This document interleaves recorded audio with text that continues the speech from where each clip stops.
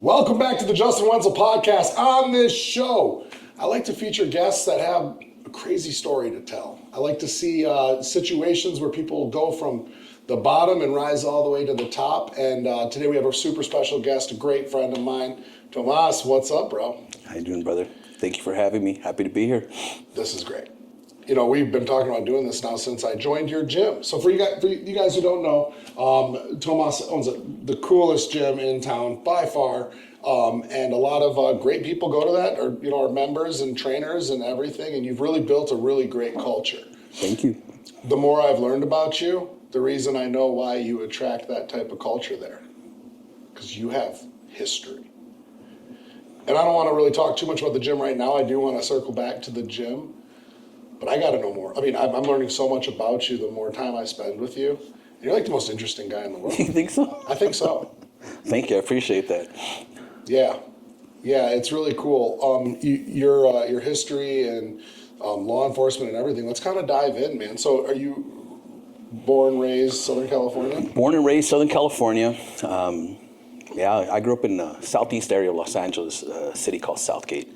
That's where I was born and raised, and lived there pretty much my whole entire life up until I took a job as a federal agent in Chicago. This was right after 9/11, and I moved to Chicago for a little bit. I was there for a few years, ended up coming back, and I've been here ever since. Was law enforcement something that was in the family, or just something that you... You know, it's interesting. I had an uncle who used to work LAPD, and he used to run their bunco division. When I was a kid, I just remember going to parties and everybody talking about Chayo, because that was his nickname. Last name was Reyes, very, very well-known guy in LAPD. And that was my example.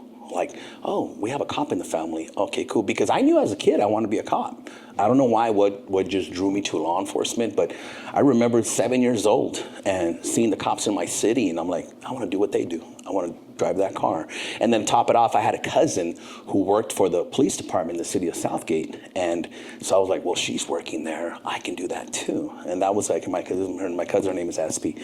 And I was like, well, if she can do it, then I can work there too, because she's there already. That's the way I saw things as a 6-year-old, as a 7-year-old. Yeah, that's wild. Yeah. And I remember they would tell me things like, hey, don't get in trouble when you're in the streets, because SB will find out. And they'll let us know. So that was like my fear growing up, like, ooh, don't get in trouble. But I was more scared of my mom more than anything, so I didn't care about getting in trouble. I was like, as long as my mom don't find out, that's all I care. What would have been the era when you would have gotten into law enforcement? So I got into law enforcement in the early 90s when, in my opinion, it was still cool to get into law enforcement. It isn't anymore, unfortunately. But yeah, I got into law enforcement in my first job in 1993. I was working for the U.S. Marshal Service. And, so you went straight in. Yeah. How does that end up working out? Because did you go to like basic training and all of that? The way it worked, I got hired with the Marshals. I was there for a little bit, and then I got hired with the Department of Justice. And then when I got hired with the Department of Justice, they send you to school. Okay, then any school you go to, anytime you get a job with the government, you have to take a course. For example, to be a federal agent, you have to take what's called an 1811 course. It's investigator school.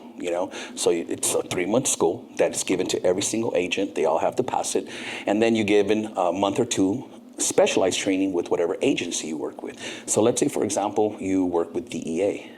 Okay, so you'll do the 1811 school, which is 3-month school. You get your investigator credential, and then you go look at DEA school. They teach you how to identify drugs or how to work undercover or whatever the specialty it is that they do. So that's the way that works. So I was working with the U.S. Marshals, and I went to the Department of Justice, and then 9/11 happened. And like everybody, I saw the second plane hit the building live, and I was thinking like, wow, we're under attack. Okay, I want to help defend this nation. It's one of those things that I love being of service. I've always been that way, and I love protecting people. So it was one of those things like, okay, what do I do? And then that's when President Bush said, I want to put armed agents, undercover agents on planes. So I signed up. I was like, sign me up. I'm ready to do that. And that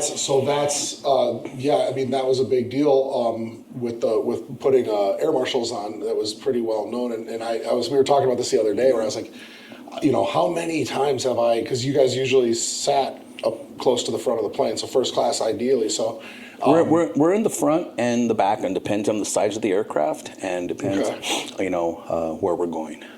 So we're never in the one specific area all the time. They move us around, obviously, for specific reasons. And I can't get too much into like why or anything like that. Yeah. But I would just sit there and say that they move us around. Well, you had mentioned, and I don't want to spend too much time on this, but you had mentioned something yesterday about a conversation that you started over a Panerai in first class. Oh, yeah, that was a good one. And maybe we should expand on that because that's a great story. But I think now about how many conversations that I've had in first class that started over a watch. I became friends with Adam Devine from Workaholics because he was wearing a sub and I was wearing a GMT. So, I kind of was starting on Adam Devine, but no, I'm kidding. But it started a great friendship now, and he follows me on Instagram and stuff like that. I follow him back, and I never would have otherwise, right? Because I'm not. Whatever. Anyways, that was really cool, that conversation, because you happen to have that conversation with Val Kilmer. Yeah, so... Actually, I do want to hear this story again because it was that good, and I think the audience needs to hear this story. What was it like bumping into Val Kilmer? And he was also wearing a Panerai? So I'm sitting down. I'm in row 2. Val's sitting right next to me. He's in 2A. I'm in 2B. And as everyone's getting on the plane, people are getting on, and one guy's standing right next to me. He's on his way to the back, and he looked down, and he was like, "Hey, nice Panerai." And I looked up, and I saw that he was wearing one. I'm like, "I like yours too. You got good taste."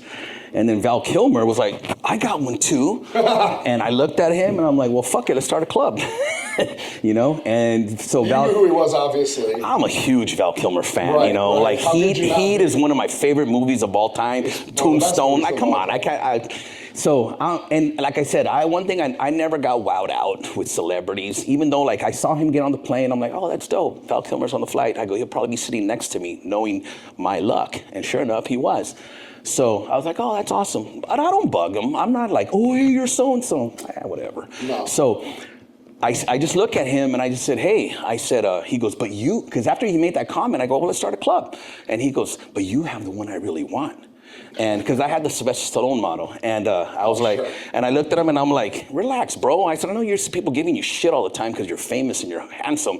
I said, but I just met you, man. Buy me dinner first at least. And he was like, no, I didn't mean it like that. I go, I'm just busting your balls, Val. I'm like, that's what I do, bro. Don't take me serious. And so he was like, he pulls it out, and I was like, he goes, I really like that one. So we started talking watches. We were bullshitting, and we talk watches, and then cool, I leave him alone. And meanwhile, he has no clue that you're an agent. None. So I leave him alone. We talk watches. The conversation ends. I let it go, and then I say, hey, I'm not going to bug you. I'm going to respect your privacy. I do want you to know that you're one of my favorite actors of all time, and my opinion, you should be in the pantheon of top 3 that I'll never ever recognize. And he was like, what do you mean? I'm like, everybody knows the Denzels, the De Niros, the Pacinos. Everybody puts them up at, that's the greatest. I said, but you're up there too. I said, there's you. I go, there's like Sean Penn. Great fucking actors, they're not given their due because they're not as busy. They're not in the limelight. They're not always talking about themselves. Right. I said, but acting wise, I go, you've killed every fucking role you've done. I go, Jim Morrison, The Doors. And then I started going into like Tombstone. Then I started going into Heat. I go, look, bro, I'm a fan. I said, but I'm going to respect your privacy. I'm going to respect your space. So I just want to let you know that I'm a fan and I've used your lines to get out of trouble many times in life. And he was like, okay, I got to hear this one. How? And so at the time, I was dating somebody who, like I said, I had no intentions of marrying or anything like that. It was a situation that worked at the time. And so she would tell me sometimes like, hey, are we ever going to get married? And I would look at her and she was like, and I'm like, why are you asking me this? She would say, because like, we've been together for years, you haven't proposed, and da-da-da. Do I mean anything to you? Do I matter? And I would just look at her and I would sit there and I would muster up my best Val Kilmer voice and I would sit there and say, my son rises and sets with you.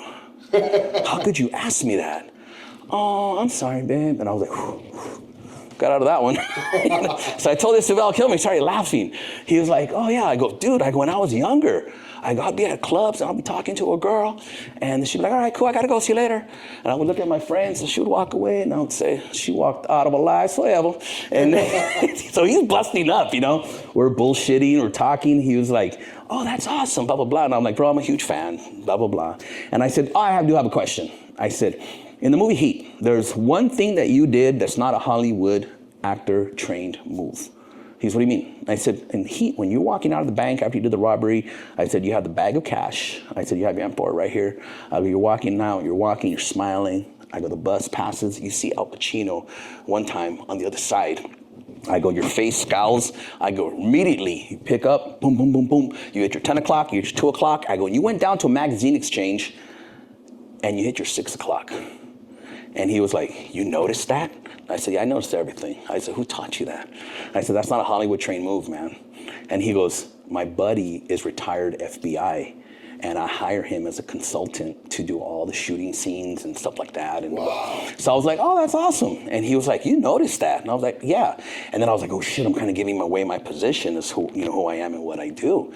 So he's like, you're into shooting? And I was like, yeah, I used to be a competition shooter. And I was like, so then I just changed the subject, And then we kept talking, and he's like, yeah, and like he tells me how to pick out the cops on the planes.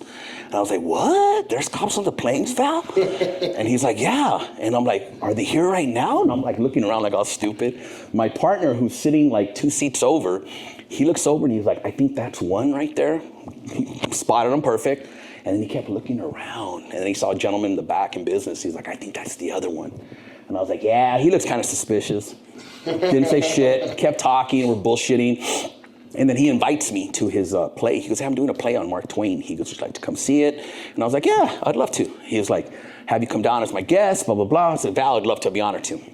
And then so he gives me his information. We exchange information. He's like, bro, you're cool. I want to hang out with you. You're a cool guy. And I was like, hey, Val, if we're going to hang out, I go, we're going to be friends, right? And he's like, yeah. I go, I got to be honest with you. I can't start a friendship off on fib. He goes, what are you talking about? I go, the other cop on the plane? I go, that's me. And he was like, bullshit. And I was like, no, it's me. He goes, wait a minute. Because I had my story of, he was like, what do you do for a living? And I had it down what I do because I, at the time, was doing that. So I'm like, oh, I do this. And I had plenty, it wasn't like I was lying about it because I was doing it. It was just something I did for part-time. So when I tell him that, he was like, no way. I literally had to pull my badge out. Pull the badge out. I'm like, look, bro. Just as we're descending and landing. And he was like, no way, I would have never guessed. And I was like, well, I take a lot of pride in working undercover and to not ever get, pegged by anybody. I said, my partner doesn't. That's why you got him really, really fast. He was like, you're good at undercover. And I'm like, well, I kind of take pride in that. Thank you. Yeah. So yeah, we ended up becoming friends, and I go to a show, blah, blah, blah. Everything's cool. And I'm not the type like, oh, I'm friends with Val Kilmer. I'm going to be bugging him all the time. So time goes on. I don't reach out to him. And then I hear he got sick. And when I heard he got sick, I sent him a message. And it was just like, hey, Val, heard, you got cancer. Just want to say, willing you the speediest of recoveries. And I hope everything goes well for you. And if I can be of service for you in any way, please let me know. Didn't hear from him, which I didn't expect to. And time goes on, years go by. And then I hear he's back and he's doing his one-man show again. So I was like, oh, I'm going to go watch it. So I go watch it. And when the show's over, he's doing a meet and greet. I walk up to him. Now, I look completely different from when I met him. When I met him, I was very, very overweight. I had 2 legs. Now I'm going up to him and I look like this with only 1 leg, a prosthetic. And I know I dress like this for a reason. It's convenient for me. And then I kind of like walking around. People look at my leg and like, you're a fucking cool leg, So I walk up to him and I notice that right away he focuses on my leg. And I walk to him, I greet him, like, how you doing? He goes, good. And I said, do you remember me? And he goes, no. I said, oh, okay. He goes, am I supposed to? I said, no. I said, good, nice seeing you. Talk to you soon. And I left. A week later, my phone goes, I get a text message from him. And he's like, hey, is this Tomas? And I was like, yeah. He's like, do you know what this says? I'm like, Val Kilmer? And he goes, yeah. And I'm like, is this a joke? He goes, how you been? And I said, damn, I really must have jogged your memory, huh? And he's like, what do you mean? I just seen you a week ago. He goes, where? I go, at Irvine. You didn't recognize me, though. So he calls me. He's like, wait, what? And I said, Val, don't feel bad. I said, I don't look the same. I said, this is me before. This is me now. And then he explained to me, he goes, look, when I met you, I literally wrote notes about you. And he goes like, this is what you do. This is what you did, blah, blah, blah. He goes, I was going through my notes. And that's when I reached out to you. I'm like, that's crazy, because I just went to go see you last week, and I walked up to you, I said hi. And then he was like, oh shit, I'm sorry, Tomas, I feel so bad. I go, don't trip, bro. I said, I don't look the same that I did back then. You don't. We met a couple times, bro. It's not like we're great friends or anything. I don't expect you to remember me. It's cool, don't trip. But he says, I remember you did the I'm your Huckleberry. He goes, you were like one of the best impressions I ever did. I was like, oh, thanks, pal. He goes, so I'm going to send you a piece of art. So he did this like metal stamp art that he did with like Andy Warhol style with the faces of Doc Holliday. Oh, cool. And he signed it over to me, and it's like a nice piece of art that You have it in the house? Yeah, and I'm going to bring it to the gym. I'm going to put it up in the gym because yes. I think it's kind of like a cool piece, you know. And I do like sharing the story with people, because when I talk about it, I'm like, hey, he's a cool fucking guy. I go, a lot of people sit there and like, oh, Val Kilmer, you know, he's famous or whatever. I'm like, he's one of the coolest guys I ever met. Like, just a very, very chill guy. He's awesome. And he made Heat what it was. And that scene in particular you're talking about is one of the most, brutal like scenes. That was like reaction. Boom. You know, and I think everybody that was watching it for the first time, and I know that I've seen Heat 50 to 100 times, you know. It's one of those scenes where it's just like the way that he responds to that situation was so instinctual. It's very hard to act on that. And man, what a great movie. And I know that you've gotten to meet a lot of famous people, obviously, flying. It's cool flying if you fly into Orange County often, right? Or LA. No, I never flew into Orange County. Never? Not one time have I ever. While working, never ever flew into Orange County. Oh, really? Yeah, I would only fly LA. I was based out of LA. Okay. So there was other guys that were based out of Orange County. There was guys that were based out of San Diego, but I was based out of Los Angeles. So if you were going New York to Los Angeles, I'm sure you got to meet a lot of great people. I found that I've met more people, because it's always first class that you get to meet all the people, and you're sitting right next to them. Flying into Orange County, I've had more run-ins with like prominent people or famous people and things like that, and just have made a lot of friendships from the airplane, and especially coming from, if you go like New York, if you go JFK to Las Vegas, you're gonna run into some serious people. You go but even if you go Santa Ana to even on a connector to New York, like how many people I've ran into from Santa Ana to Denver, it's absolutely insane. Yeah. Denver to Santa Ana, that flight, I always catch a ton of people if I have to. Mm-hmm. It's cool, man. And I think a lot of them now know to fly into John Wayne, Long Beach, right? Like those are the quick now ones. That when I travel anywhere, because I live in Long Beach, I love Long Beach. Yeah, it's the best. Long Beach and John So Wayne are the two best. So convenient. But doing what you were doing, you have to have a pretty keen eye and a good sense of body language. And, absolutely. I would read every single person. I still do it. Okay, I still do it. Last week I went to Columbus for my wife's. My wife was in the Arnold Classic, so we had to travel to Ohio. As soon as we get on the plane, now I use this as a reason to get on first. Yeah. I'm like, hey, I need extra time. They let me go on first, and I do it so I make sure I get overhead cabin space, right? Yeah, yeah. And so I go and I get in, I get my seat, I sit down, and every single person that gets on the plane, I'm sizing them up. Every single one. It's a habit. I can't break it at this point. And when what I'm doing, I'm looking for guys like you, big dudes that could be friendlies if I need help. Because when you're in the air, there's no backup in the air. You can't call, hey, send me back up. No. Yeah. It's you and your partner and whoever decides to help. So I'm sizing people up. I'm looking for threats. I'm looking for help. I already know who I already know. And I'm really good at reading people. So I will know, like, oh, person's cool. No, I'm not going to waste my time with that person. Oh, yeah, cool, whatever, blah, blah, blah. But yeah, I just do it. And I found myself doing it last week, and I'm like, why am I doing this for? I'm not even working right now. I'm retired. But I think just as men, too, you know, I can tell you that my wife even said something to me the other day, and she said this multiple times, but she said, you know, I was thinking about this, and she must have seen something that I posted with like audio in the back that was talking about like being protective and stuff like that. And you've met my wife. She's a very, very small woman, and I joke about it because I'm like, you have like no idea what's going on when we're in a crowd and you're walking around like, Like what I'm doing at all times is like literally like who do I have to fuck up? Like what's gonna have to happen? What if something goes crazy in here? What do I need to do? And you don't realize like because you get to. And then weeks later, she said, I was thinking about this the other day when we were in. I think we were in LA or something, and she was like, I do feel safe. And it's because, like, now that I know that about you, that you're always, because I'm the same way, like, when I go places. And when you're a big guy and you stand out, like when you're tall and covered in tattoos and you have a lot of muscle, guys are always coming up and testing you. Yep, absolutely. And it's fucking annoying because I'm not that way. And I'm not, they'll air box you, like, oh, dude, you're, you're like, dude, fucking just, relax, man. Yeah. But then people do test you. And you got to be able to stay super cool, super calm, and just like the story that you were talking about earlier with the EMT, and I want to get into that here in just a second. But what's can you answer this? What's the wildest thing that you've had happen on a plane? I'll tell you the scariest thing. So that could be wild. So we were leaving New York, and an hour into the flight. So what I always do when I'm sitting down, I'm watching. You can't see everybody who's behind you, but you can see the flight attendants, and you look at their reactions when they're looking down. I call it downrange, but when they're looking at the rest of the plane, you look at their reactions. If something's going on, their face is going to say it. So we're an hour in flight, and the phone started ringing a lot. And I started paying attention. I'm looking at her. She's watching. So I get up. Right away, I get up. I go into the galley. I said, what's going on? She goes, how do you know something's going on? And I said, I can tell by the look on your face something's going on. What's happening?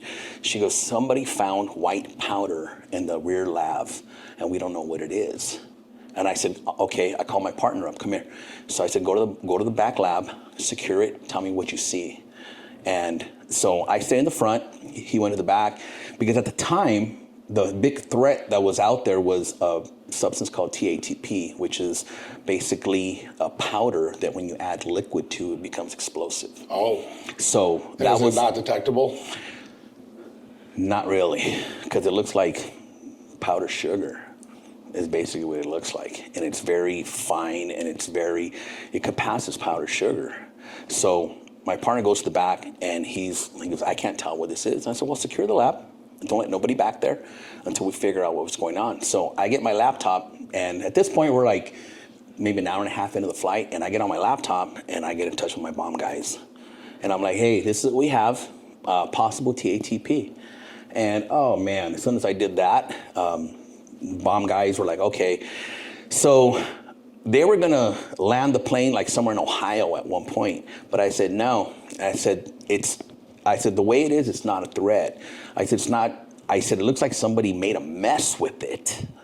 I said, and I kind of explained the situation, what was going on, and without giving too many details. Make a long story short, we ended up going all the way to LA, and when we landed in LA, we were met with the cavalry. And when I say the cavalry, I mean DEA was there, ATF, Customs, LAPD, FBI.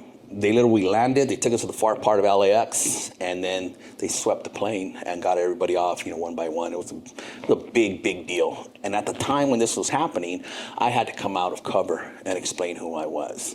And one of the scariest things I had to do was coming into the descent, an hour in, I had to explain to the captain, I say, talk to everybody. I do not want to see one phone in use.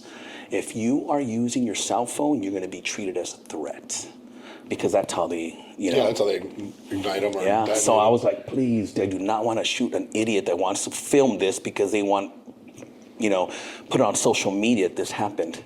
So I'm at the front. I'm like, this is not a joke. At this point, we're an hour left. I'm like, I'm a U.S. Air Marshal, blah, blah, blah, identify myself. This is a serious situation. And luckily, we had cooperation, because in my mind, I was like, if I have to, somebody that I perceive as a threat, this can go very bad, very, very quick, So that was probably the hairiest situation that I've been in. Other than that, one time a funny situation, and the guy kind of reminds me of you. So, and this is why I say this. So I was on a flight one day, and this guy who's about your size, actually a little bit taller than you, he was about 6'5", but big dude like you. he was giving the flight attendant a hard time. Give me a drink. Give me a drink. And she was being cool with him, and she was like, okay, sir. Sure. But she had other people to attend to as well, you know? And I got bothered because you guys are getting on my nerves, so I get up, and I went to her, and I say, hey, tell him that his drink is up here in the front. So he gets up, I see him walk to the front, and I'm kind of like watching him, and he walks, and as soon as he turns over to the galley, I literally grab him by his chest, and I push him against the wall. But this guy was so tall, and the skin of the aircraft was like this, right? When I pushed him against the wall, his whole body kind of starts like flailing over mine. And I'm like looking up at him and I'm like, you're gonna sit down and shut the fuck up and not say another word for the rest of this flight? Or if not, you're gonna spend the weekend in jail. Do you understand me? He goes, yes, sir. I said, cool. Now go sit down and apologize and play nice. Yes, sir. He went and put his seatbelt on. I'm sorry. Put his seatbelt on. 5 minutes later, he was out. The flight attendant, she was like, thank you so much. And I was like, yeah, okay. I was like, that was Harry. It was, for me, one of the funniest things. And I was like, I think I could have probably manhandled me if he wanted to, but he was drunk, you know? And I was like, but it was just funny because a little 5'9" guy like me, but it worked. Well, yeah, but if you get sized up on an aircraft, like it's serious at that point. You never want to like be in a situation where you get when you're in midair. Like I want to be the most. It's funny, actually. I had a terrible experience. I was coming back from a vacation in a detox, and I thought like I was going to die on the flight. Like I literally like sat there and thought that I'd have to like hit the call button and have them land the plane. Like my heart, it was bad. Oh, you were going through DTs. Go through DTs. I was coming back from Turks and Caicos, and I was sitting up at first, and I was like hot and cold, sweating and everything. Like I was going through it hard, like multiple substances. Yeah. Skin was crawling, everything. And I thought my heart was gonna go nuts and everything. I was like, I can't. We're in the over the ocean right now. There's like nothing that they can do. Yeah, that's scary, man. So I like sat there and fought it off, and I was like, is there an air marshal that's gonna be able to help me? Is there a doctor on the thing? Like, what if I'm dying? Did they at least ask for a doctor? Was there a doctor on board? No, I literally stuck it out until I got to Miami so I could have a drink. Wow. I'm glad you're not like that anymore. No, not at all. Not at all. So, just anything that happens in the air is tough. And I got a lot of travel coming up too. So talking to you makes me feel a little bit better about it. Let's kind of get into, when did you get into riding bikes? As a kid, I've always loved motorcycles. Like when I was a kid, I think I was 16 years old. My brother went to the Marines and he gave me a scooter. And I was like, my first, I was like, oh, 2 wheels. Yeah. I loved it, And I always wanted a motorcycle. And I didn't really get into motorcycles till I was a little bit older. I was 30 years old when I bought my first motorcycle. Like my first Harley Davidson that I was like, oh, this is my Harley, Yeah. And want to hear a funny story about that? Yeah. So I got married when I was young, and I lasted 1 year being married. I was 24 years old when I got married. Way too young, way too immature, looking back. But when I got married, funny story happened. I had wanted to get a motorcycle back then because I just thought Harleys were fucking cool. And while everybody's buying GSX-Rs, this is like, mid-90s, I was like, Harleys are the shit, man, And so one day I was with my fiance and I'm looking at motorcycles. She's like, what are you doing? And I was like, looking for motorcycles. She's like, why? I was like, I want to buy one. I like this Harleys. And she's like, oh, do you really think that's a good idea right now? Considering, we got the wedding to pay for and this and that. And I was like, well, maybe you have a point there. Maybe we shouldn't. She's, why don't you wait until after we pay everything off? And then you want to buy a Harley? Then you're okay. And I was like, okay, I guess this is that compromise shit everybody talks about. All right, let me do this shit. So I waited, paid everything off, and then when everything was paid off, I was like, all right, cool. It's like 2 weeks before the wedding. I stopped. Back then, when you would look for advertising, there's this thing called the photo buys. Okay. So I don't know if you remember, but there was like a booklet, black and white photos, and they would put a little picture this big with your name and your phone number and a brief description of the item. And you'd buy the book for like $2 or $1. It's cheap. And so I go and I pick up the cycle trader, and she's like, what are you doing? And I'm like, we're having this conversation again? Like 6 months ago, we said, and we're done. And she was like, oh, no, you can't get a motorcycle. And I'm like, why not? She was like, we haven't talked about it. I'm like, what's there to talk about? We did have the conversation 6 months ago. You said pay everything off first. I did. Now I'm going to go buy a motorcycle. She was like, oh, no, it's not your life. It's our life now. And that's when I was like, first red fucking flag. This ain't going to work. So I was like, yeah, that's not going to work. Now, looking back, I remember she was saying, motorcycles are dangerous. Now, looking back, she was absolutely right. I lost my leg on a motorcycle. But back then, I was like, I don't give a shit. Yeah. I don't think you ever think about it. Yeah, you don't. Especially when you buy a Harley. And I bought a couple of them, and when you sign on it, and the ringing the bell, and they just make it such a big deal when you buy a Harley. I got into customizing Harleys. So I would buy a Harley, and I'm like, okay, I don't like the way it looks. I'm gonna my paint, my style, my wheels, my this, my that, and that became like my passion. So I would buy a Harley, and I would start fixing it up with the intention of selling it, and then I'd pick up another Harley with that same intention, and I would get attached. Make a long story short, Justin, when I had my accident, I had 9 fucking Harleys. I don't need 9 Harleys. And now I'm down to 2. You still ride? No, I keep one in the gym because that was the one I was working on when I had my accident. And that's the one that I had always wanted to build. I always wanted a hot rod style Harley with flames because my Nino, growing up, who was like a big influence for me, he had a truck with flames. A black little mini truck with flames, and as a kid, I was like, man, that's the coolest fucking truck, you know? And that Nino, that Godfather, he gave me a Harley Davidson. It's a 1945 1945 Harley Davidson trike, which I still own, I still have it. And that's been in the family since I want to say my mom told me that her brother got it in 57 or 58. Oh, wow. So it's been in the family forever. Shovelhead? No. It's 1945. It's not a shovel. Shovels didn't come out till the 60s. It's a knucklehead. Knucklehead motor is what it is. It's actually the coolest looking one, you know. And the motor I have, because the bike is still patinaed out, okay? And the motor I have still has the original seals. The motor's never been cracked open, never been rebuilt. Still and it's a trike? It's a trike. Wicked. So at one point, I was going to customize it and make it like I had a crazy idea. Like, I'm going to turn this into like a cool bike, lowrider style. I'm stretch it. No, what I was going to do, paint the box like candy apple red. Oh, and I was going to put gold leaf lettering on there, put, ice cream truck, ice cream man, or some shit like that. Something cool. Yeah. Something cool like that is what I wanted to do. Never got around to it, had my accident, so now I'm like, I'm just going to keep the bike in the family and put it together the way it really was. I'm just going to leave it there, just like that. Cool. Pass it on to my son. That's great. So let's talk about the accident. Okay. Where were you riding? So the day of my accident, I was riding my V-Rod, which was my favorite at the time. Fun bike. I love that bike. It was literally my favorite bike to ride. I had the Night Rod V-Rod, and I had it tuned with a little pipe on it, and it was fucking great. I love that bike. So I was on my way to my friend's shop. My friend Jesse, rest in peace. I was on my way to his shop to go work on the bike. We're finishing up for the SEMA show. I had a bike in SEMA the year before, and we were going to do this one, the one that you see at the gym. That's the one that was going to be in SEMA that year. And I got cut off by a diesel truck who, looking back now, the dude didn't even have a license, and he was driving a diesel truck. Didn't have a license, didn't have insurance, and so obviously didn't know what he was doing and did some wrong shit, crashed into me.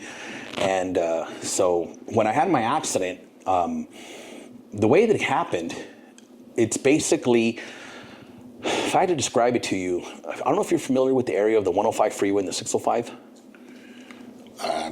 Probably not. So the 105 freeway comes to an end.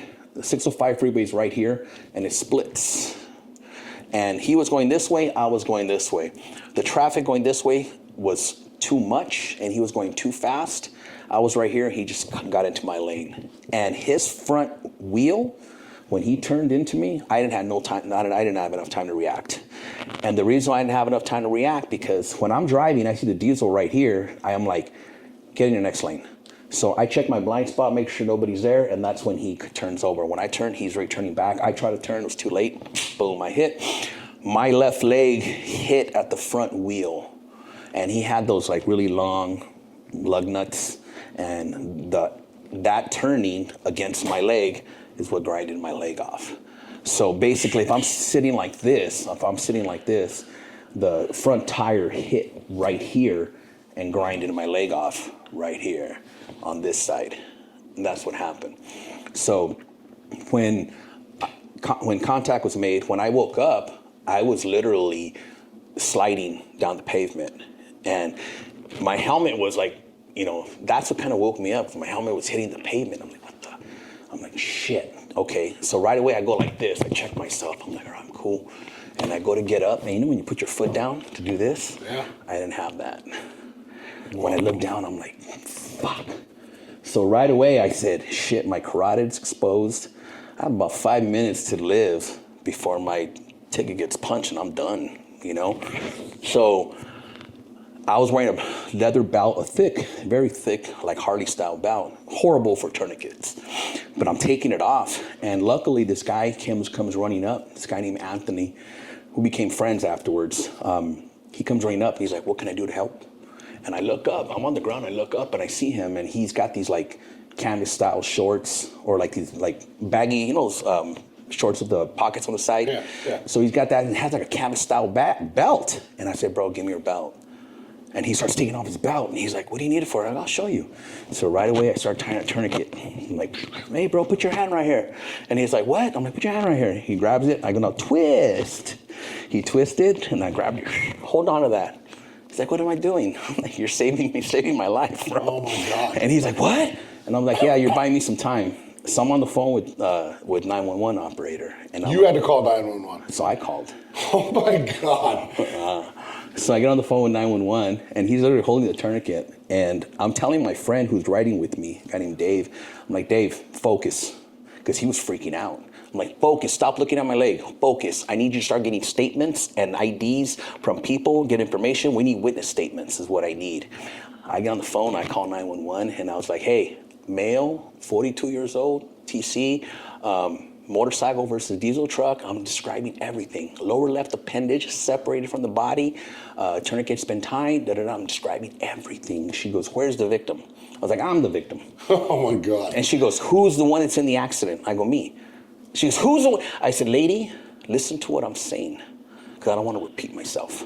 I'm the victim. I'm the one in the accident. Please pay attention to what I'm telling you. When you send EMS services, do not send them down the freeway. It's already gridlocked. Send them through this exit the opposite way. And I'm literally telling them what to do. So first person to show up was CHP. He showed up. I identified myself. I'm like, hey, federal agent, blah, blah, blah. Here's my credentials, da, da, da. And he's like, where's your gun? I want me to secure it for you, blah, blah, blah. So they're working on me. EMS shows up. They work on me. They put me in the ambulance. They, take me away in the ambulance. But I was there on the ground for a minute because they had to stop the bleeding. And I can show you a picture of the scene. And it's like a huge, huge pool of blood. And you see my leg just completely folded, I got taken off of Instagram. It was too graphic. Yeah, somebody reported it. Oh my God! Yeah, I can imagine. Yeah, because what I do my accident happened on February 7th of 2015, and I call that my ampuversary date. Okay. And so every February 7th, I always give thanks because I made it another year. This year was 10 years. This year was my 10-year anniversary of my accident. Wow. So needless to say, it's a huge hill to climb with recovery and PT and everything else. I mean, what did that look like? For me, it wasn't a hill, it was a fucking mountain. Yeah. Because I had a lot of complications. I didn't just lose my leg. As a result of the blood loss at the scene, my organs suffered. And as a result, I started having GI issues. I couldn't pass gas, I couldn't pass food, and this was happening while I was in the hospital.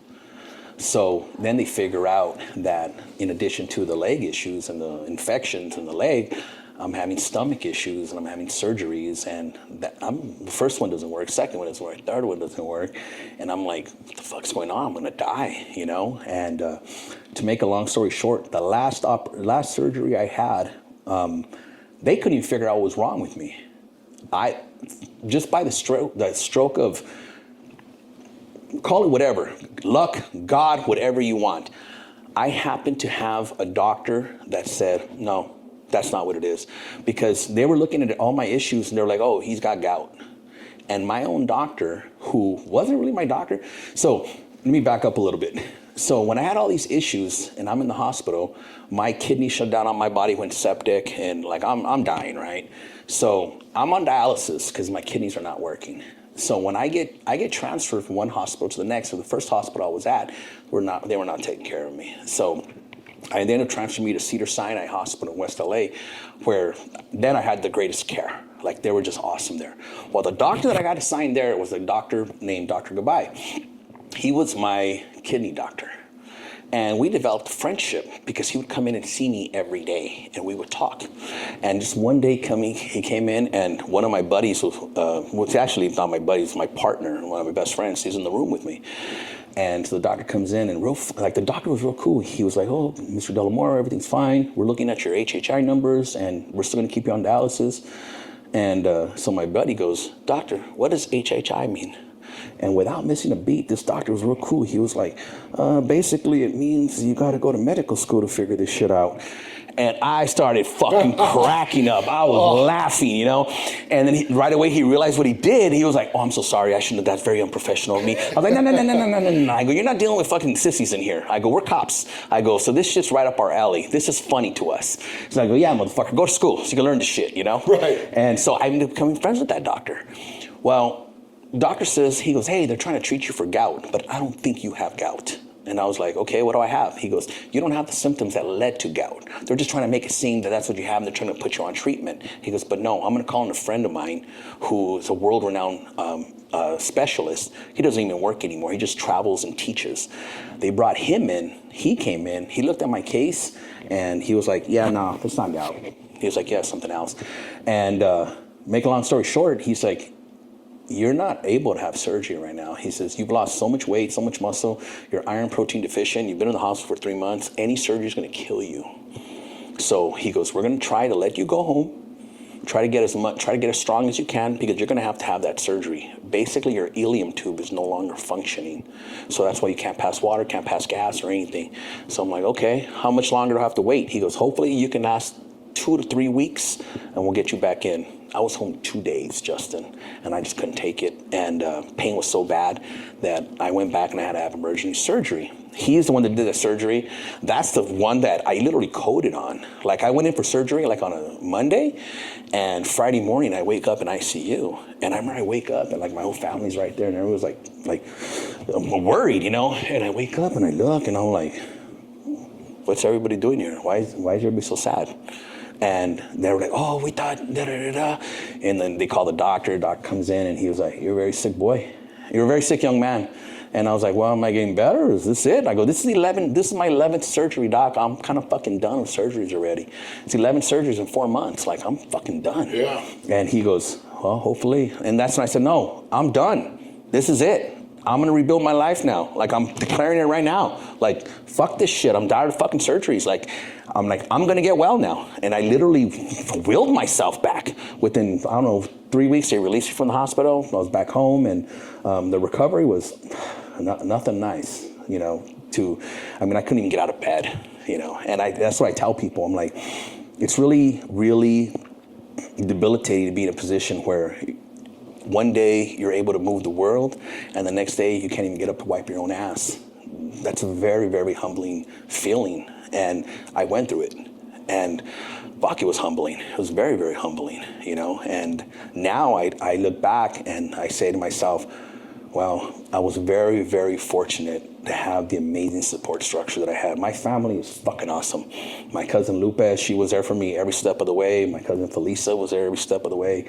I couldn't have done it without them, you know, and I was very, very fortunate to have that family and have that structure. Because I'll be honest, I don't think I would have bounced back as quickly and in the manner that I did if it wasn't for their support.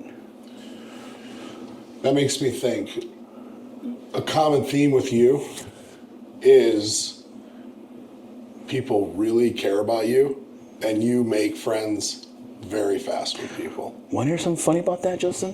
When I was in the hospital, my cousin Felisa, so my accident happened on Saturday, okay? I woke up, I want to say initially the first time was Sunday night.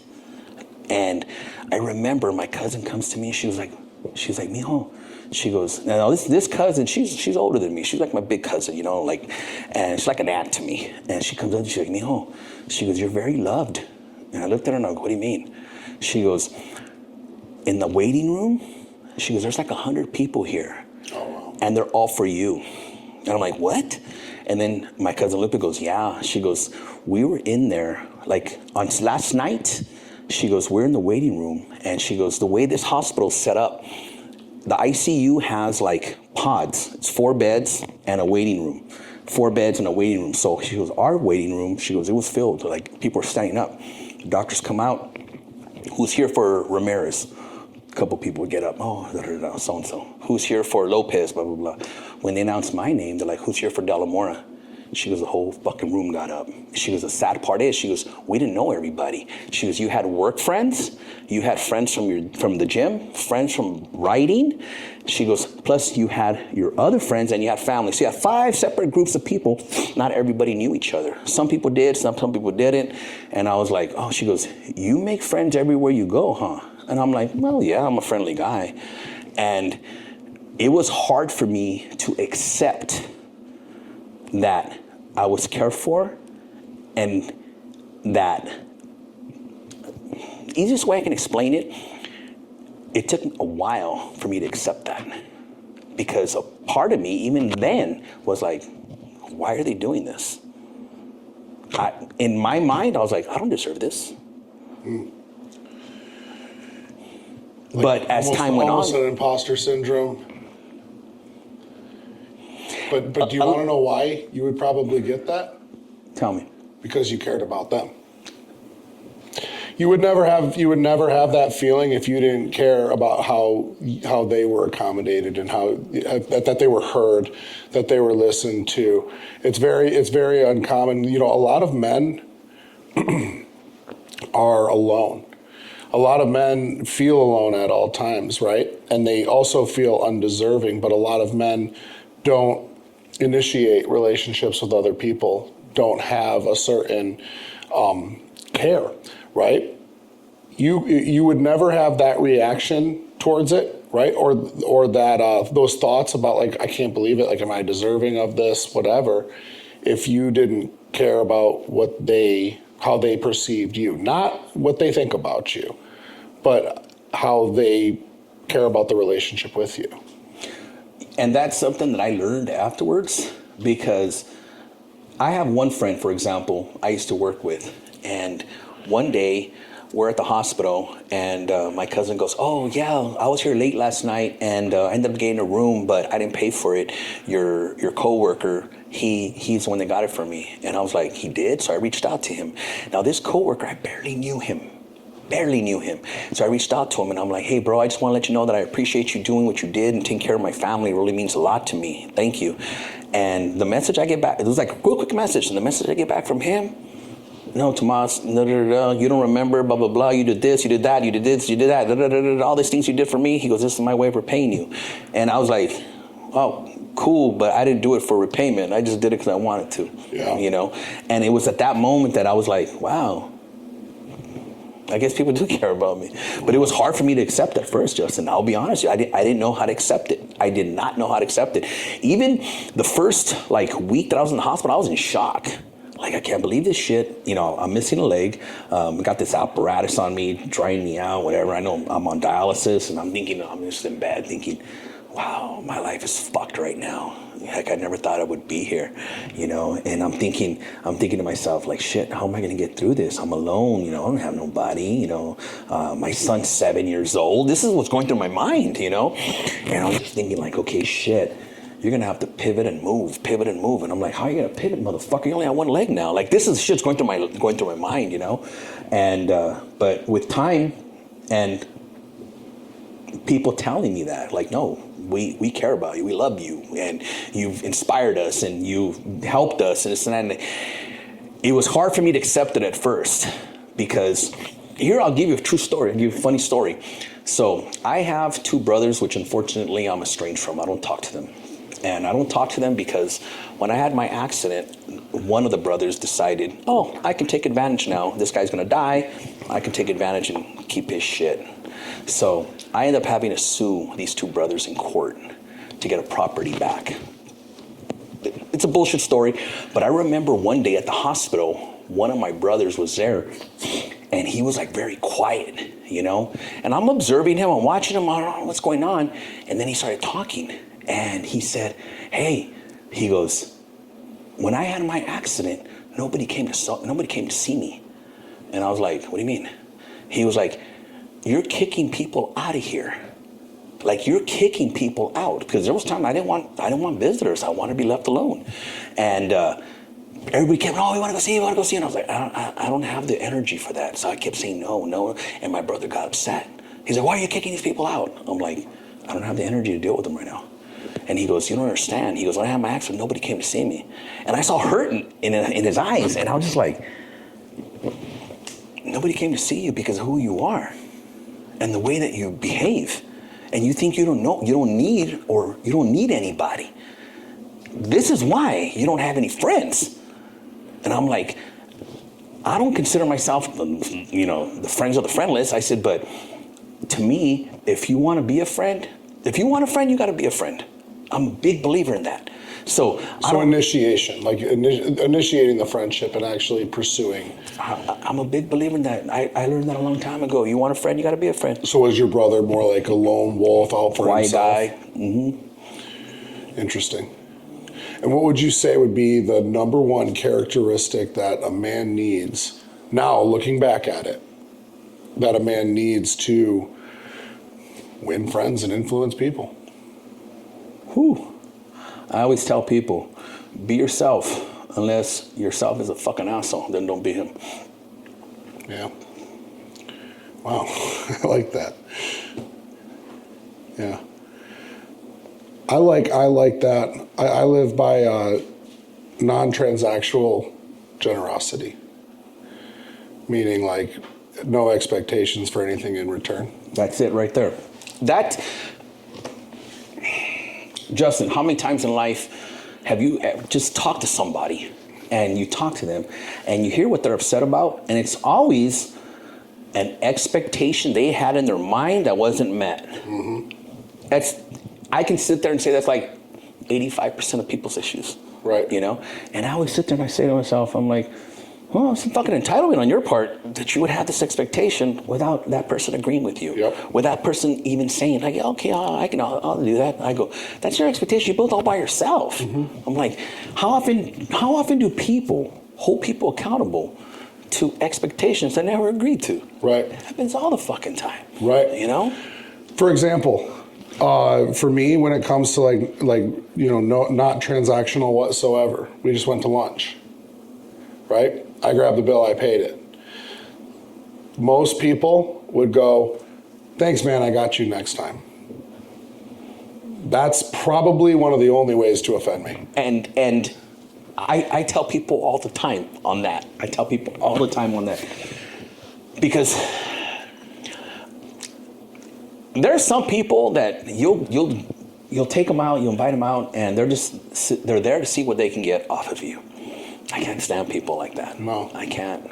And I always sit there and I say, look, if you're gonna come and I'm gonna give you something, I want to see that you give me something. It could be just good fucking energy. Yep. Enjoy it. Enjoyment. Mm-hmm. The best way that you can give back to somebody who's done something generous is by fucking enjoying it. Because if you turn that generosity, that grace into a business transaction, fucking lame. Enjoy the fuck out of it. Enjoy the experience. Enjoy the time. That's like when somebody says that to me because I always try to, I'll show up an hour early to make sure my credit card goes to the server, right? I do it all the time. But if somebody says to me, hey, thanks, man, I got you next time, lose my fucking number. Lose my number. There won't be a next time. It's lame. And I really like that. So non-transactional generosity, be yourself, unabashed, and initiate. I think those are the main components of this. I agree. And all too often, people that don't do that, it's always a conversation in their head. Oh, they're going to perceive me this way. They're going to think this, and it's always their own insecurities that prevents them from doing that. Mm-hmm. And I'm one of those guys that I don't know. Maybe I'm just not insecure. And no, not at all. My wife tells me, she jokes around, she's like, babe, you can make friends with anybody. And I'm like, well, I'm a friendly guy, and I think when I meet somebody, the first thing I do, I look for something I like about that person, and because how are you going to start a friendship off on a bad note? You're not, and so if I meet somebody, I'll think of something positive I like, or something they said, or whatever. It could be something they're wearing. Hey, I like your jacket, I like your shoes, whatever. I look for something positive because I want to add to the situation. I don't want to take away. Mm-hmm. And I people that complain, oh my God, they're just fucking takers. They get on my nerves. I can't stand them. Have you read How to Win Friends and Influence People by Dale Carnegie? No. Damn. You live it. Really? Yeah. If you read it, you'll giggle the whole time. I've heard about that. Of course, it's one of the most famous, personal development books there is. You should, or listen to it back, and I guarantee you, reading, because I've read it a number of times, it's my favorite book, I read it back now, and I'm looking for moments that I could edit and audit, and not trying to look back at what I could fix, but how I could learn from different encounters and fix it moving forward. And moving forward, let me ask you this. You've probably throughout your life maintained pretty good confidence before the accident and after?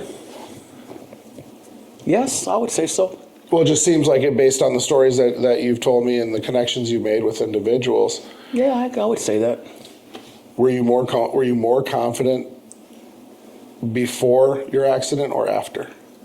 After you went through everything and got out of it. Justin, I'll tell you a story, all right?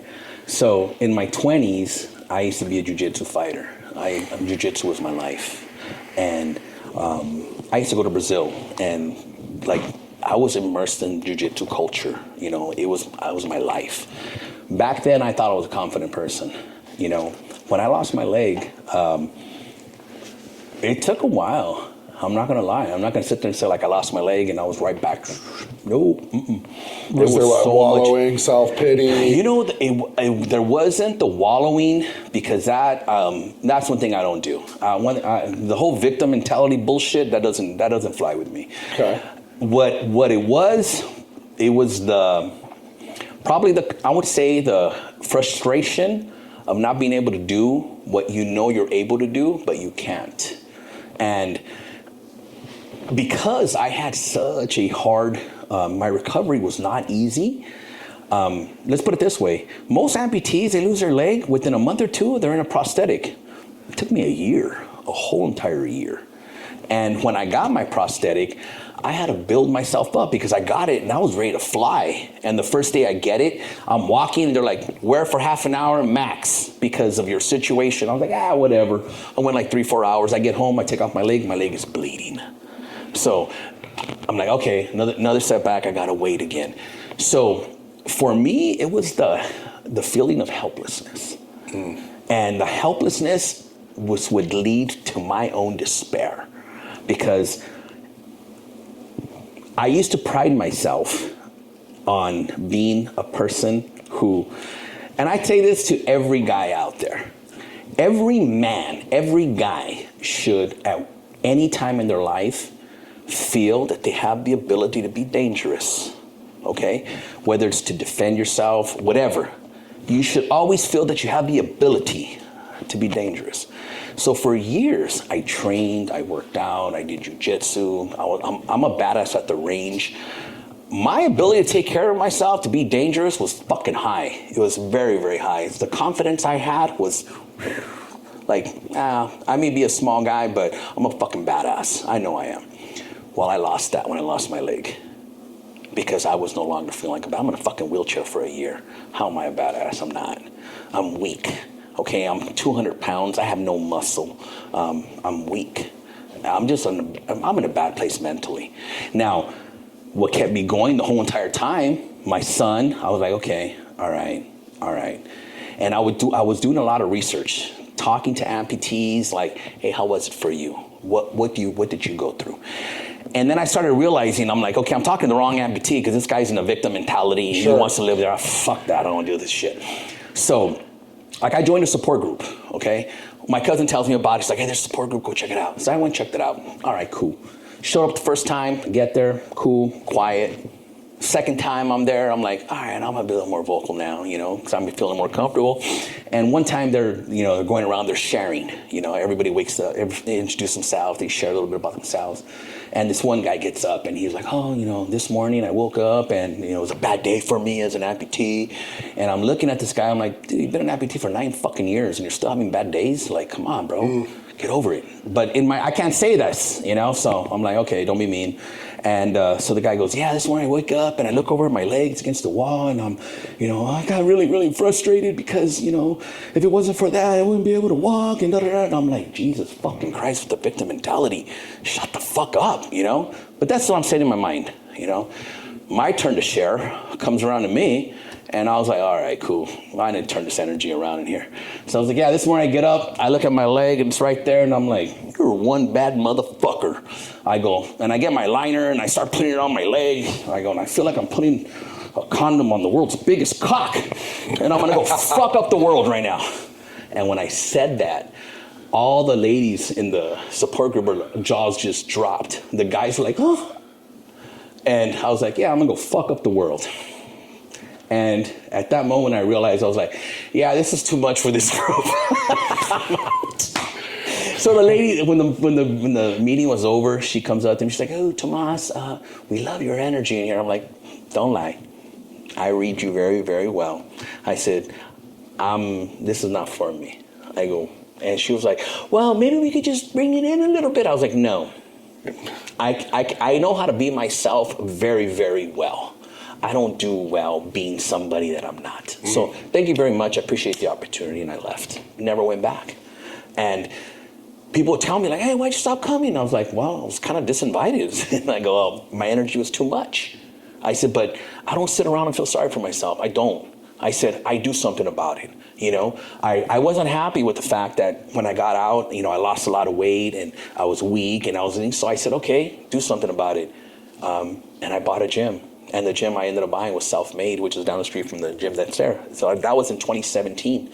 And so I got into the gym business because I said, well, I like working out, and this would hold me accountable to working out, and I'll be able to work out all the time. And the plan was back then was like, well, I'll just work out and it'll be cool. I didn't think I was going to fall in love with bodybuilding the way that I did.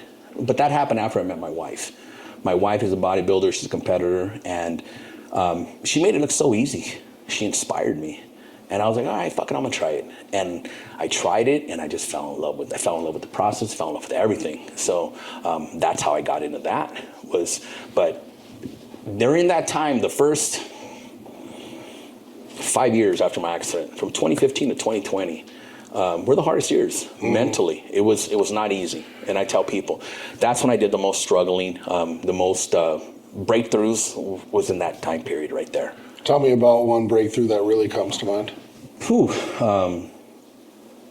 Going from feeling that you can conquer and move the world to not being able to do anything and not doing anything because you're not able to, and actually doing something about that so that you can get past that. So that was one of my breakthroughs in the biggest sense, in the sense that I started thinking I wasn't good enough. I started believing the headlines in a sense like, well, shit, I can't do this. I won't be able to. I need 2 legs to do this, and so forth and so on.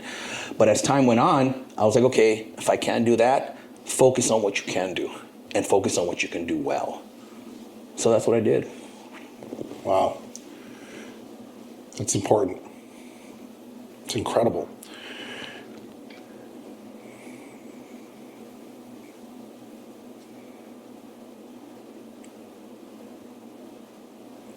What would you tell anybody that, because losing a limb it's losing a limb. I mean, it's possibly the hardest thing that you can survive through, right? Is losing the ability to do something that you normally took for granted. Most men are taking a lot for granted. Most men have 2 perfectly functioning fucking legs and they're 100 pounds overweight. Justin, how many people take walking for granted? Yeah. The most simplest thing, get up to go from here to there, walking. They take that for granted. And I say that because when I was in the position where I couldn't do that, I was like, fuck. And, without any type of device or anything, I literally had to drag my ass on the floor to get from here to there. That's humbling, And I tell people, I'm like, unless you've been in that position, I can't tell you about it and how fucked up it is until you're actually in that fucking position. You can think about it and you say, oh, well, that's pretty messed up. I say, but when you're really there and you're like, okay, I can't get there. I got to get on the floor and drag myself. Or going upstairs, I don't have the ability. I got to really push myself up on my butt, because I don't have a prosthetic. I'm not using crutches. I'm in a wheelchair. So I got to get from this area to that area.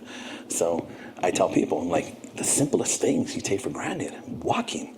Never mind all the other stuff. Running. Okay, cool. Not everybody runs. Everybody walks. And I go, even the simplest thing like walking, I go, I will never take that for granted again. I remember when I got my prosthetic leg, I was counting the days. And when I tell you I was counting the days, when I tell you that I went exactly, I want to say it was 343 days until I stood up. Because I did the math. For Barry 7, I did the math. It was 343 days from the point where I literally was able to stand up on 2 legs. Almost a whole year. Until the very, and I have a picture that I'm standing there like this, like, wow, I haven't done this in almost a whole year. I haven't stood up. And I was like, man, this is crazy. I'm like, oh, fuck, the comeback's going to be epic. Yeah. Let's talk about the comeback. So, because before you got into bodybuilding, you had a transformation yourself, too. You lost over 100 pounds, right? It was close to 100 pounds. Close to 100 pounds, yeah. Wow. Yeah, and for somebody, no offense, but for somebody at your height, 100 pounds is a lot. Distributed a little bit differently. Okay, so at what point was it enough was enough? It's time to tighten the fuck up. Shoot, I'll tell you what it was. I started having back problems. Like my back started hurting, and I'm like, okay, well, as an amputee, you're never properly aligned. Okay? Yeah, and you're probably always in pain. You're probably always in pain. But then it got to the point where I was waking up and going to sleep in pain. So I'm like, oh shit. I'm like, I'm gonna go get an adjustment on my prosthetic leg. So I called my doctor up. I'm like, I need an adjustment. He's come through. I went in. And he's like, all right, take off your leg, take off your liner, I want to check. And as soon as I took off my leg and my liner, he noticed that the bottom of my residual was purple from lack of blood flow. So he looked at me and he was like, Jesus Christ, are you in pain? And I was like, yeah, how do you know? He goes, I could tell by that purple limb of yours. He goes, that's scary. I don't want you wearing your leg right now. I'm like, fuck that. He goes, that doesn't hurt? I'm like, yeah, I'm just kind of dealing with it. I'm an amputee. I deal with pain all the time. He was like, no, I don't want you dealing with that pain. I'm like, okay. He goes, we need to get you a bigger socket. And I'm like, damn. And he goes, how much do you weigh right now? I got about 245, 250. Oh, get on the scale, fat boy. I get on the scale and I'm like 270. I'm like, what the fuck? Like, I have not been 270. Like, as an amputee, I've not been 270. It's horrible. So right away, I literally got in the car and I called up Paco, who at the time was coaching my wife. Okay. I called up Paco. I'm like, hey, Paco, I go, I need you to put me on a program, bro. I said, and I need to work out with you and the boys, with Team Live Alpha. I go, I need to work out with the boys. And he was like, why?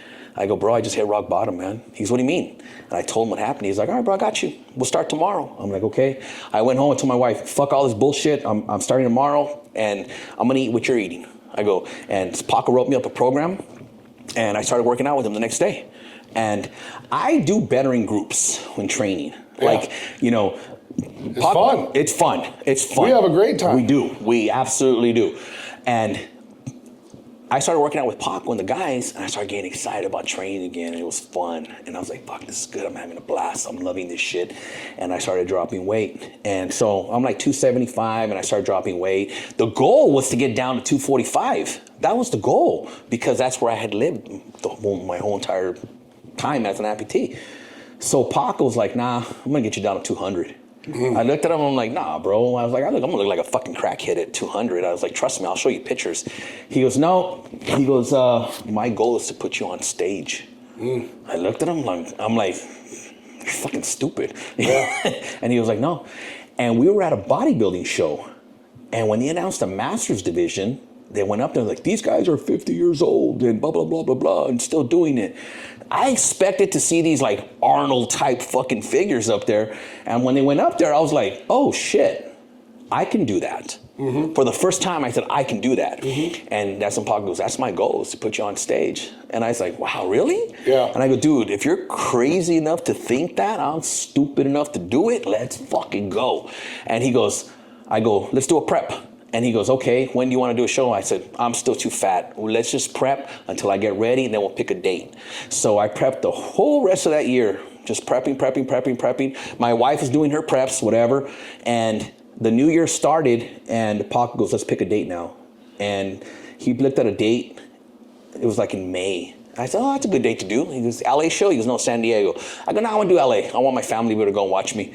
So he goes, July 22nd. I go, that's the date. I got to do that one. He goes, why that one? I go, that's my mom's birthday, bro. Oh, nice. So I definitely have to do that date. So yeah, we picked that date, and I just prepped all the way through. And in total, in that whole prep, I lost 90 pounds. Because when I weighed in for my show, I weighed in at 179. And I was like, Jesus Christ, I haven't been 179 since I'm like 7 years old.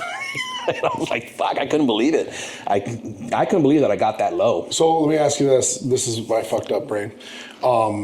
When you weigh in, do you weigh in with the prosthetic? I do.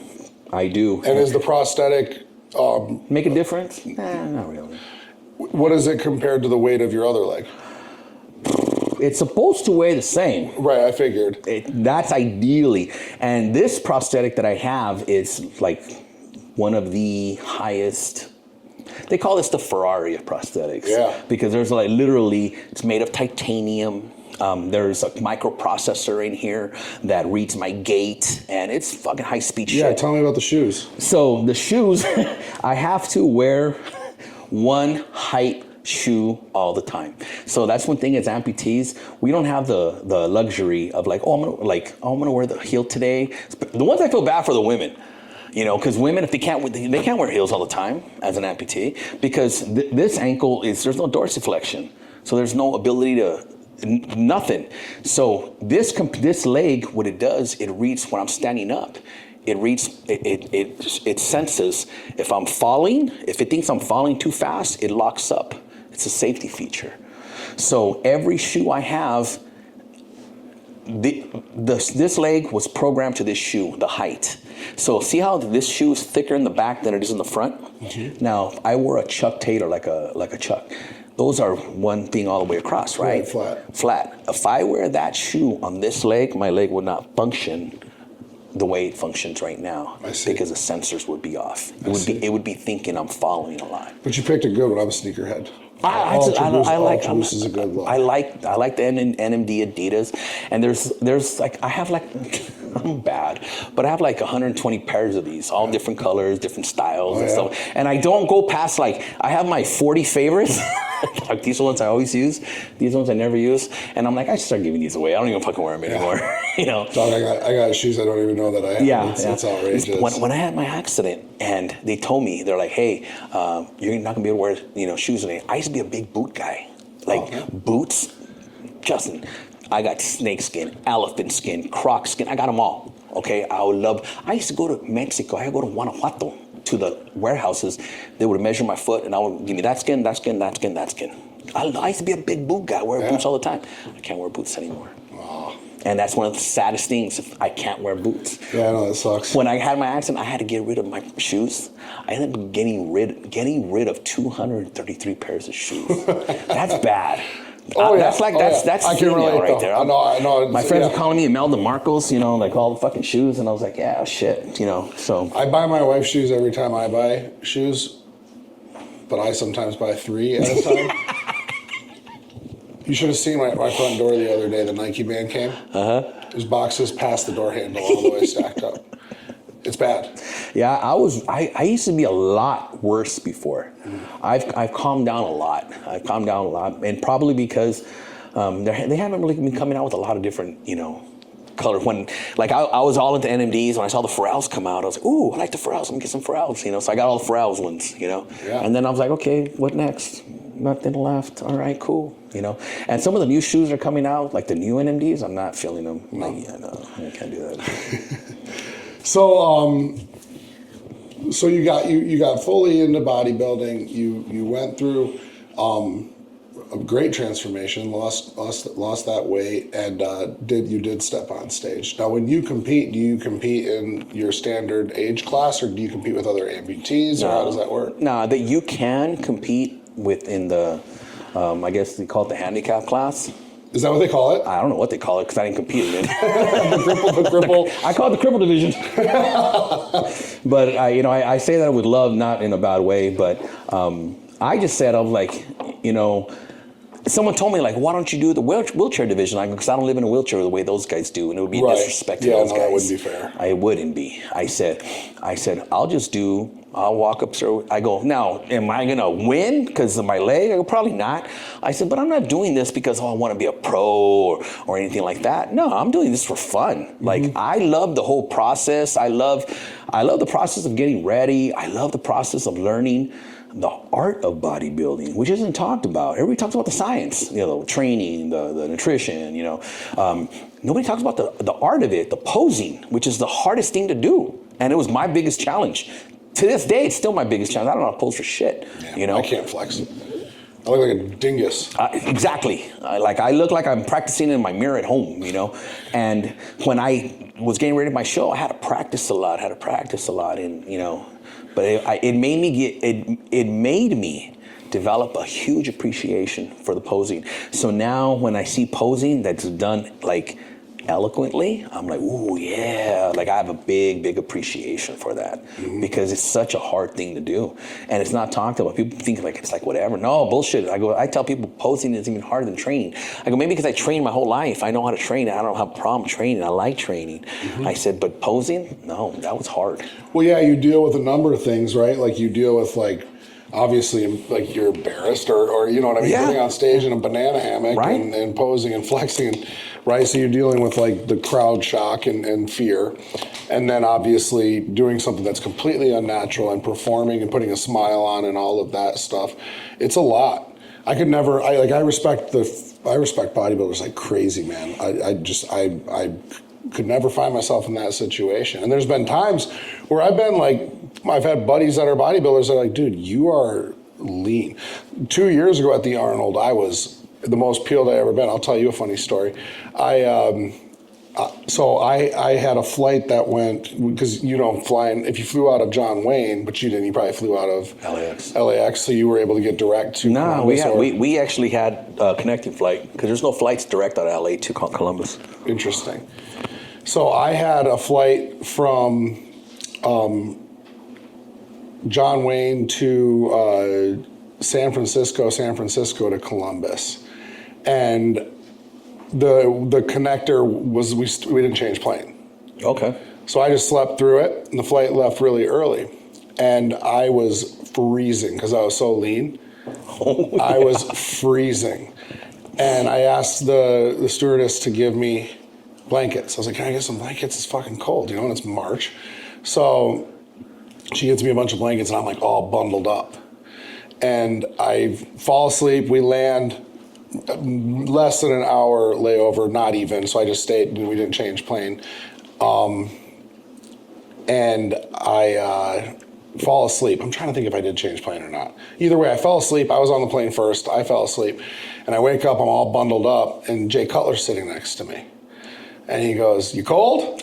A little bit? Yeah, I go, yeah, I'm freezing, man. He's like, you going to the Arnold? I was like, yeah. He's like, He's like, yeah. He's like, I've been there before. And I'm like, yeah, dude, I'm freezing. He's like, you competing? I'm like, no, I'm not competing. I just wanted to be lean. He's like, he laughs, and it was really funny. But then, you know, when I got there, I had some buddies that were competing in there. George Ward won it. He's a great friend of mine. He's a client of mine too. That was 2 or 3 years ago. George won it, and he was like, dude, he's like, you could go up right now. I'm like, fucking right, yeah, let's go. Nope. But yeah, no, I respect it a lot. So, how did you do with your show? I placed third, which I was very happy that I even placed at all. Yeah, that's really great. So, how do they judge you when you? Do they? I mean, I guess, you know, lower body. I'll be honest. Or did you with do physique? I did classic physique. Okay. And when I went up there, I was so nervous that it was crazy. I went up there, I was nervous, and when I went up there and I set up, I think when the crowd realized I only had one leg, I could hear it. The energy change in the crowd, because I go down and I hear, whoa, like I heard that. And I went right into my routine, and in pre-judging, my routine was spot on. I did great.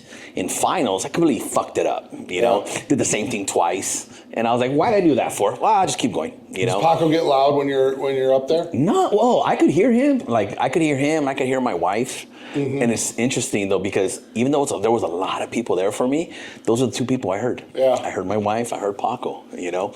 And so when it was over, I walked off stage, and I was like, I was laughing. To me, I had so much fun that I walked off stage that the guy who, like, his posing was great. I'm like, bro, you fucking crushed it. Congratulations. Your posing was amazing. He goes, you did good too. I go, you didn't see how I fucked up? I did the same thing twice. He goes, no. I go, oh, okay, I guess I played it off perfect. And his posing was so good that I thought he was going to win it. So I congratulated him, right? They ended up giving first place to a different guy that I was like, ooh, why did they give it to him? Oh, probably conditioning. So, you know, I was like, bro, I apologize. I really thought you had it. And he was like, I thought I had it too. And then the other guy was like, hey, bro, congratulations. You did great. Both of them were like, bro, you're up there like with one fucking leg. And I was like, well, yeah, bro, that's the only way I can get up there. Yeah. That's incredible. No, what a great story. That's awesome. But I'll do it again. I plan on doing it again because, like I said, I had too much fun. I had way too much fun. I plan on doing it again, but I won't do it if my wife is on prep. Yeah, and she's not on prep right now because she's getting ready for the Olympia, for the amateur Olympia in November. So she won't go on prep until about maybe June. So if I was to do something, I would do it right now. But right now, I have really bad tendonitis. I'm in a lot of pain every day. So I'm like, I don't want to be on prep and be in pain. It's not worth it. Yeah, it ain't fun. So, but I do plan on doing another show, though. I really do. Because, like I said, I had way too much fun doing it. And it's like my passion now. I think about it all the time. It's like the way I was with jiu-jitsu growing up, where I would think about it all day. Okay, tonight when I get in the studio, I'm going to do this. Da, da, da. I do that with bodybuilding now. Oh, when I train, what am I going to hit today? All right, we're going to do this, that, da, da, da, da. So, yeah, it's become my thing. Nice. This was fun, man. I like to kind of wrap this up and just ask you one question. What is the one thing that you are the most proud of?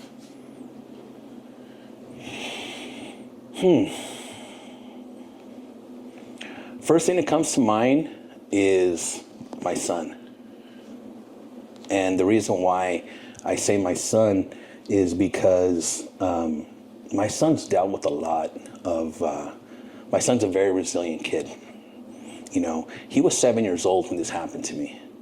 And a lot of kids, they'll take situations like this and they'll act out, or, you know, they don't adjust well. Let's just put it that way. And my son, you know, I'm proud of my son because I see the young man he's becoming. You know, he's a senior in high school right now. He's a little fucking stud. You know, he's captain of his, you know, varsity lacrosse, third year captain, you know, defensive player of the year 2 years in a row. He loves this shit, you know, getting ready to go to school. Different schools are recruiting him, and he's now trying to make his decision. And when I talk to him and I ask him, like, hey, what do you want to do and why? And he tells me, I hear, like, I know he's only 17, but I hear him so much more mature and years ahead than I was when I was 17. And when I look at everything that, you know, like we've been through, and I see the way that, in my opinion, he's just fucking crushing it, I say to myself, fuck, I'm proud of that. Yeah. Because, you know, not taking anything away from his mom, you know, but I do know this because he tells me this all the time. And he's like, Dad, you taught me this, you taught me that, you taught me this.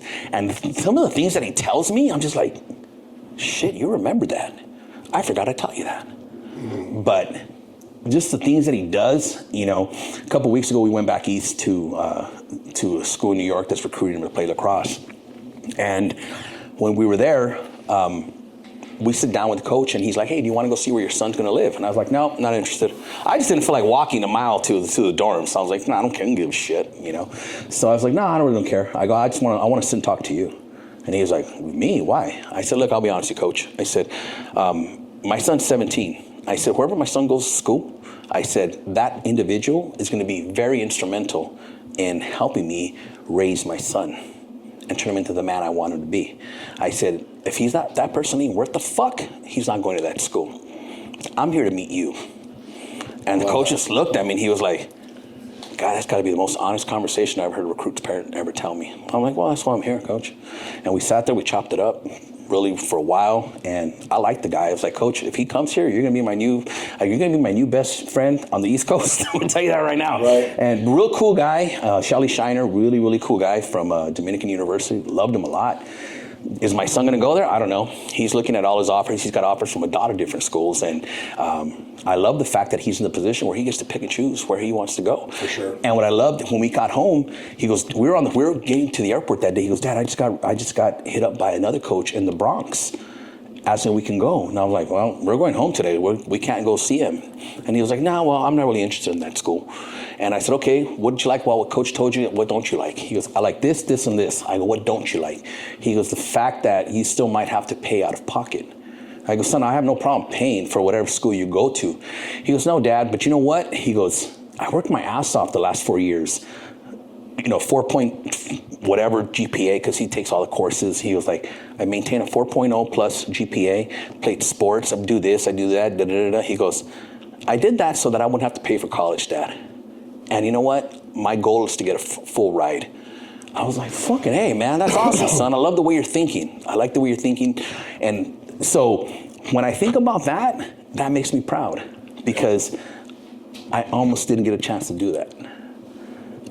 Wow.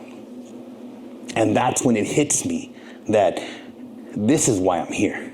You know, we were in New York, and I asked him, I said, what do you want to do? This was like Sunday night.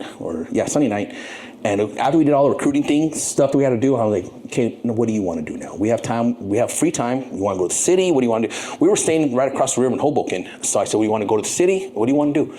And he says, yeah, I want to go to Times Square and I want to take pictures in Times Square. I'm like, cool, let's go. So we went, took pictures. My son was excited, he was happy. And like that moment, I remember we get back to the room, and I don't want to get emotional, but I'm going to tell you what I was thinking, because that was the week of my anniversary of my accident. So it was like the first week of February. I always get sentimental around that time. It just happens naturally to me. I'll be in my feels one day and I'll be like, what the fuck's going on with me? I'm like, oh, it's February 4th, 3 more days, that's why. So we get back, my son had fallen asleep, he was in the room, and I was sitting there and I'm hearing him sleep, and I'm thinking to myself, I was like, wow. I was like, 10 years ago, I was fighting for my life. 10 years ago was my accident. I'm like, 10 years ago, he was 7 years old, and I didn't know what the future was gonna look like for him. And I'm like, 10 years ago, I almost didn't make it. And I go, who knows how he would have turned out? And I was like, but I'm here, and this is why God kept me here. And ain't nobody gonna take this shit away from me. Like, this is why I'm here. It was like at that moment, my son was sleeping, and I was like 10 years ago, and I was like, this is why I stayed alive. This is why I didn't die. He was the reason why. I said, I wanted to make sure this happened. And now that it's happening, like, for me, it was an immense feeling of pride. So when you ask me you feel is your greatest accomplishment, I say it's my son, because of that. I love that.